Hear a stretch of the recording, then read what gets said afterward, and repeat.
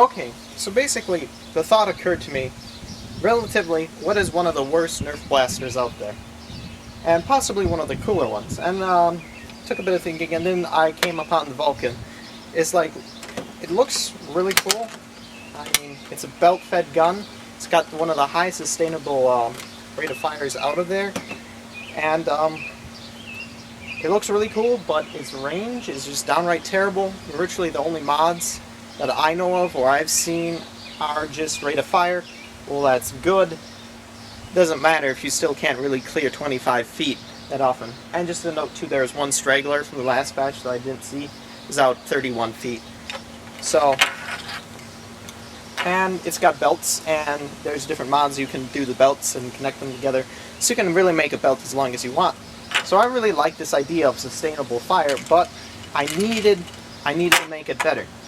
So the thought occurred to me, it's like, the barricade is a very good handy weapon, and it gets pretty good ranges considering it's a flywheel blaster.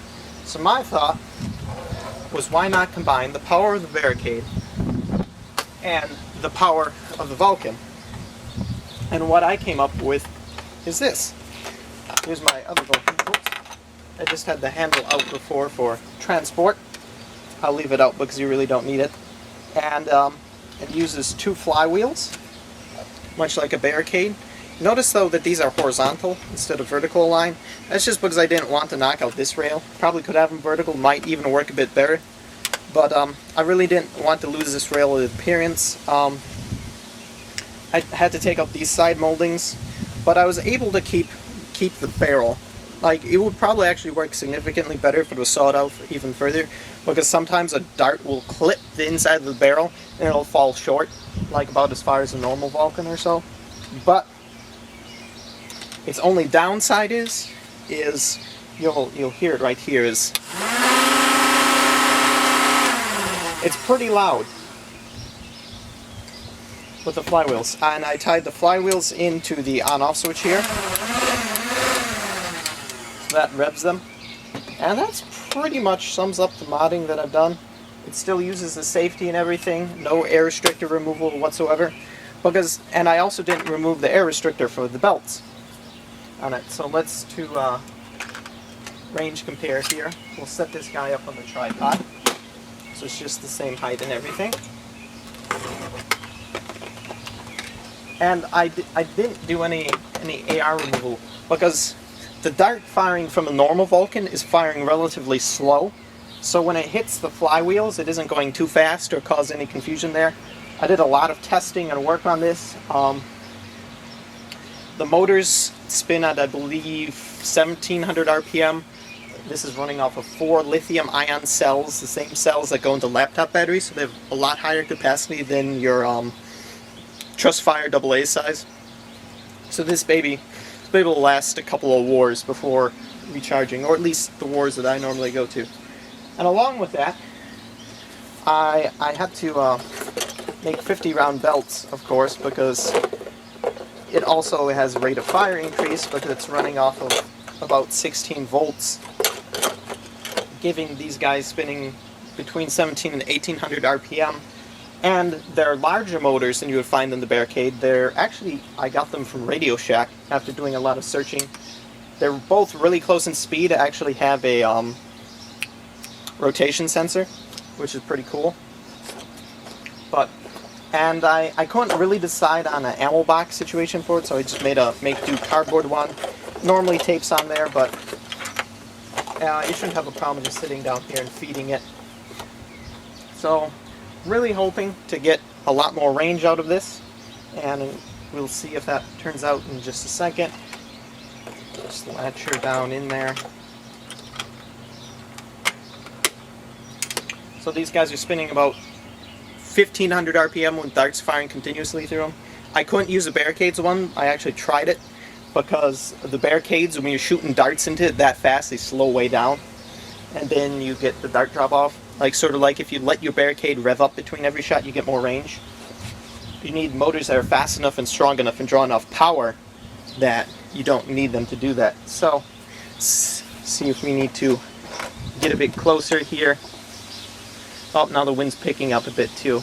let's see if we can wait a bit. What else can I tell you about it? I still have the other ammo box. It just doesn't work as well, I think, for the 50 round belts. I know you can coil it sort of up there, but okay, so I guess let's give this guy a shot. I'm not positive how fully charged these batteries are, so ranges might be a bit higher than what they're going to get recorded at here. So, it's on, it's noisy.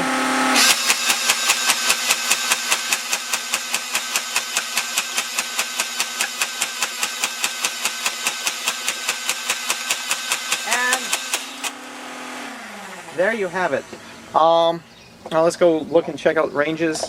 I know some of them will be significantly shorter because, as you've seen, they were bouncing off the trailer and the chair up there. But our shortest guy we have is right there, 13 feet. Probably one of the flukes that either got caught by the wind or hit the trailer. Once again, if you actually look at the weather vane up there, wind's coming from that way, coming into us. So we got about 5 or 6 in the 23-24 foot range. And now let's go down. Majority of them here are around 41, 40 feet. And then actually, here are the guys that were bouncing off the table and chair. That was at about 47 feet. Actually, I'm going to pull this out here and go back because a couple of them landed back here. A couple more at 50, 54.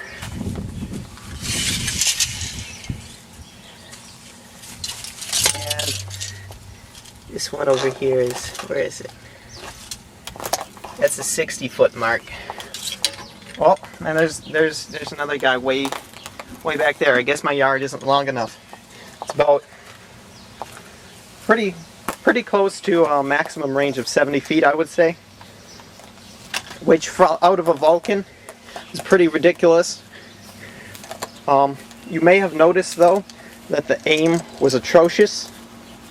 And I actually like that in this gun, because the Vulcan is purely a suppressing weapon in my book. And I've tested this in a few Nerf wars, and man, this thing suppresses like no other. Once you pull it out, everyone's down. And actually use it burn through. I have 250 round belts.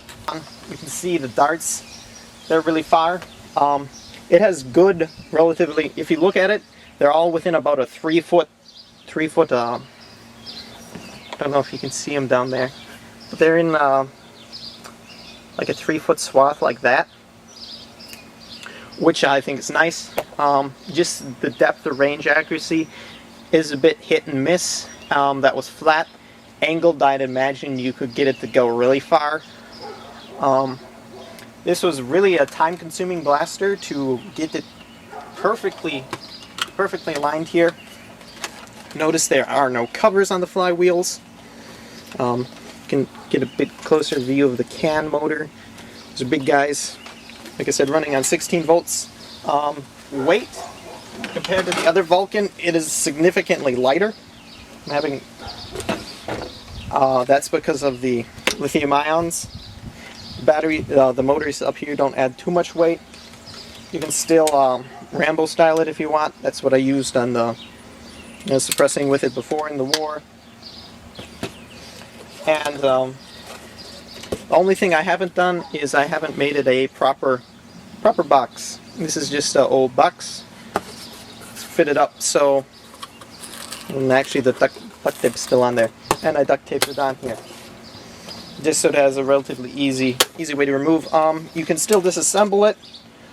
I wouldn't advise it though, because there's still there's wires in here that make it a bit harder, but I mean it's still accessible. It isn't glued shut or anything. Access ports for the screws to hold this down, because I didn't want it shifting anyway side to side.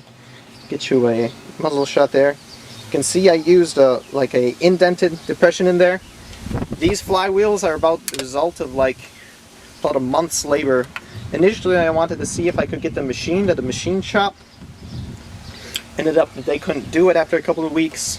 I went through and tried a bunch of different stuff, but it really boils down to the fact that you need a nice lathe and a lot of time and patience, and a drill press capable of drilling perfectly square. Now these we actually have to take and slice the blocks of wood. This is made out of a hardwood, I believe maple. You slice the block of wood, you drill the hole, and then you center it onto the lathe, so that when this spins, it's almost perfectly balanced, and that's key. If it's off balance a bit, it gets even louder, and it becomes less effective, and darts are hitting the sides more, because it causes more friction or spin down on the motor. So this one's spinning slower than this one, so the dart makes a veer this way, hits the barrel, dropped short. Okay, now on to the, I guess, bigger thing of this video review and stuff. I'm actually going to offer this to, or let's put this up for my YouTube viewers first. YouTube viewers. I was going to put up for sale on eBay, but I thought I'd give you guys first chance at it, because you guys are my followers there. And so basically, if anybody is interested in it, you could send me a message. Like with any other type of contract or anything online, PayPal is the form of payment whenever an agreement is reached. And I just want you to keep in mind that I'd at least like to make costs back on this. It includes the Vulcan, the flywheels. I will include the set of batteries, and I will tell you where you can get a charger, but I cannot include a charger. I will make it fully charged, so when you get it, you can pull it out of the box, you can test it, but you'll still need a charger for them. Or you can use your own battery setup, like you could use RC car batteries or whatever. So you're getting two 50-round belts or four 25-round belts. I modded them together. It isn't the way where you have the two green things on the ends. I used it by opening up these guys and epoxying and stitching them back together. So that's pretty clean. These are the full round type. Both belts are that way. Comes with 100 darts for the 250 round mags. The darts, however, are marked, as you might have noticed. I don't know if you've seen it, and I hope you don't mind that. It'll ship in the standard Stampede box. Not Stampede, Vulcan. And I will also include it's stock box, and this other cardboard box if you want it. I know too also you can use 30 cal ammo cans.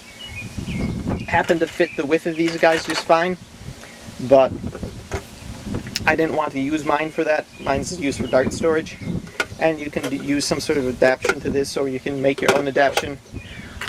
I'll leave this out for now, just so there's less wear and tear on this. But in summary, this is the professional Nerf Vulcan. Range is pretty wide. Like I said, it went from, 13 to about 70 feet flat.